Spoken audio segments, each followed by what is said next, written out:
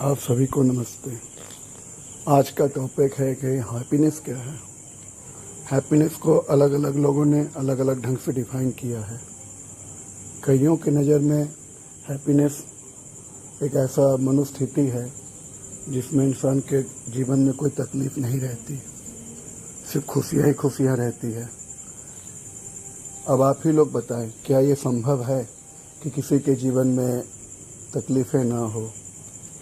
अगर आप लोग गूगल में रिसर्च करेंगे तो हैप्पीनेस का डेफिनेशन कुछ ऐसा सब्जेक्टिव वेल बीइंग के बारे में बताया जाता है जिसमें कि इंसान की लाइफ सेटिस्फेक्शन बढ़ता है। और स्टडीज़ ये भी बताती है कि इंसान वो हैप्पी रहता है जिसका जो है शरीर और मन दोनों हेल्दी रहता है। अब प्रश्न ये उठता है कि क्या हैप्पीनेस सिर्फ शारीरिक स्वस्थता से आती है? एक इंसान जो कि हेल्दी है, एक इंसान जो कि हर तरीके से परिपूर्ण है, गाड़ी है, बंगला है और सब कुछ है, नौकर चाकर है, क्या ये हैप्पी है? आप अपने जीवन के अनुभव से देखेंगे ऐसा नहीं है। जैसे जैसे हमारे पास मटेरियल पोसेशंस बढ़ते हैं, गाड़ी, बंगले और मटेरियल खुशियों के साधन बढ़ते हैं, हमारा जीवन दुख से भर जाता है।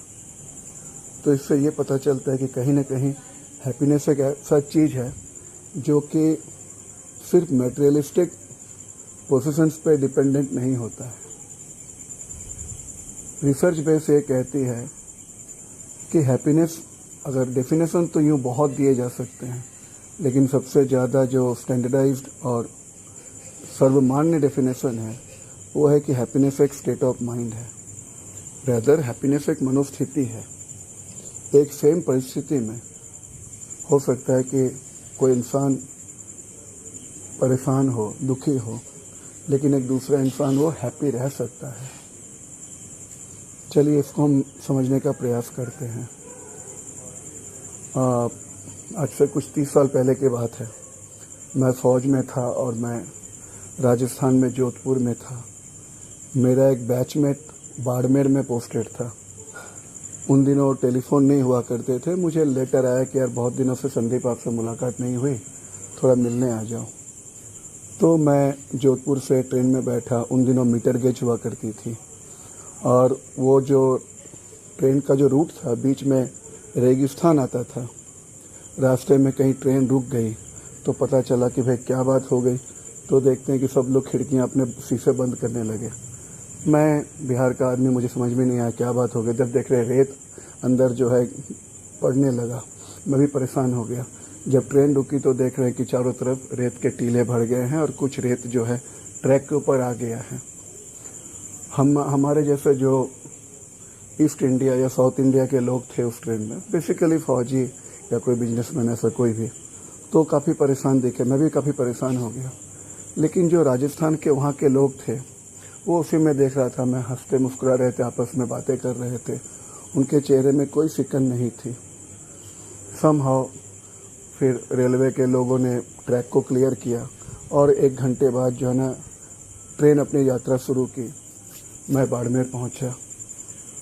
नेक्स्ट डे जब मैं वापस आ रहा था तो सेम जगह से उस दिन तो ट्रेन नहीं रुकी, क्योंकि रेत की आंधियाँ नहीं आई थी। आंधी नहीं आई थी तो ट्रैक के ऊपर रेत नहीं पड़ा था। लेकिन फिर भी खिड़कियां सब बंद कर दी गई उस एरिया में, और रेत जो है वो जो नॉर्मली होता है जनरल के ऊपर से, पंखे के ऊपर वाला जो छेद होता है उससे रेत, फाइन रेत एकदम गिरने लगा। सभी के सर पे, कपड़े पे पूरा रेत भर गया। ट्रैक के आप प्लेट मतलब बोगी के अंदर पूरा रेत ही रेत भर गया। लेकिन अब मैं परेशान नहीं हुआ। अब मैं भी उनके साथ थोड़ा मुस्कुराया, थोड़ा एंजॉय करने लगा। उन बच्चों को, उन बुजुर्ग लोगों को देखने लगा कैसे वो हंस मुस्कुरा रहे हैं, आपस में बातें कर रहे हैं। मैं थोड़ा सा समझने का प्रयास किया तो क्या हुआ था? क्या वो सिचुएशन बदल गया था? रेत वैसा ही था, गर्मी वही थी, 48 या 49 डिग्री टेम्परेचर था सेल्सियस। वो इसलिए था मेरे लिए एक नया अनुभव था क्योंकि मैंने अपना माइंडसेट को बदल दिया था। मेरा अपना नज़रिया जो है रेत के प्रति या रेत के आंधी के प्रति मेरा बदल चुका था।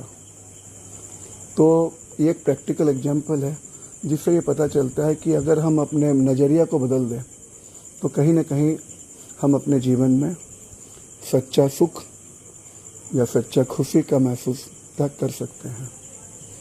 और हम जो एक मैड रस में जी रहे हैं कि हमें ये चाहिए, हमें वो चाहिए, हमें अच्छा भोजन मिले या हमें अच्छा घर मिले, बंगला मिले, कुछ भी, बड़ा गाड़ी हो, बड़े बंगले हो, मल्टीपल शहर में हमारा फ्लैट हो, वॉटेवर इट इज़, अच्छा होटल में खाना हो, नौकर चाकर हो, लेकिन ये कोई खुशी का गारंटी नहीं है। क्योंकि आपने सुना होगा कि लोग आलीशान घरों में लोग रहते हैं लेकिन उनको नींद नहीं आती, वो बीपी, शुगर और बहुत सारे लाइफस्टाइल डिजीज़ेस के शिकार होते हैं। तो अगर हम सच्चा खुशी में जीवन जीना चाहते हैं तो कहीं न कहीं हमें अपना नज़रिया बदलना होगा। और नज़रिया बदलने का एक तरीका है कि माइंडफुलनेस का प्रैक्टिस करना। आने वाले दिनों में मैं छोटे छोटे प्रैक्टिसेस के बारे में बताऊंगा जो कि टाइम टेस्टेड है और साइकोलॉजिस्ट द्वारा प्रमाणित है, जिन प्रैक्टिसेस को फॉलो करके आप अपने जीवन में सच्ची सुख और सच्चा खुशी का एक्सपीरियंस कर पाएंगे। Thank you. नमस्ते।